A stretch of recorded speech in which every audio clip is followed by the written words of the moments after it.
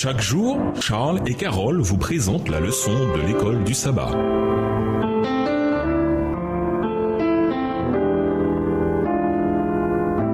Bienvenue dans votre émission Dieu nous parle. Voilà la leçon de mardi, l'attrait du matérialisme. Le monde de la publicité est puissant. Les entreprises dépensent des milliards pour produire des images de leurs produits afin d'attirer la masse.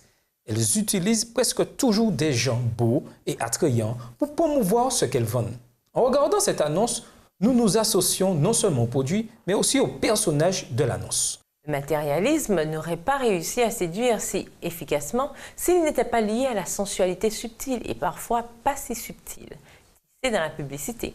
C'est la technique la plus puissante de la publicité, mais elle agit comme un poison pour les chrétiens qui se battent contre les dangers du matérialisme, c'est-à-dire la plupart d'entre nous. Lisons Matthieu 6, versets 22 à 24. Que représente l'œil en rapport avec la pensée et l'action du chrétien? Comment, en tant que chrétiens, devrions-nous réagir face aux images subtiles qui nous tentent de consommer ce dont nous n'avons vraiment pas besoin? Matthieu 6, versets 22 à 24. L'œil est la lampe du corps. Si ton œil est en bon état, tout ton corps sera éclairé. Mais si ton œil est en mauvais état, tout ton corps sera dans les ténèbres. Si donc la lumière qui est en toi est ténèbre, combien seront grandes ces ténèbres? Nul ne peut servir deux maîtres, car ou il haïra l'un et aimera l'autre, ou il s'attachera à l'un et méprisera l'autre. Vous ne pouvez servir Dieu et maman. La publicité qui associe la sensualité au produit peut devenir un outil puissant. Les détaillants vendent leurs marchandises en créant l'excitation dans l'esprit des consommateurs. L'expérience est une pure fantaisie, mais cela marche.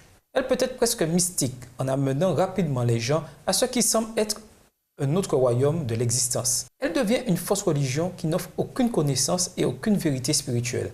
Encore à l'heure actuelle, elle est si attrayante et séduisante que beaucoup de gens n'y résistent plus. Nous le voulons et nous pensons que nous le méritons, alors pourquoi ne pas l'avoir?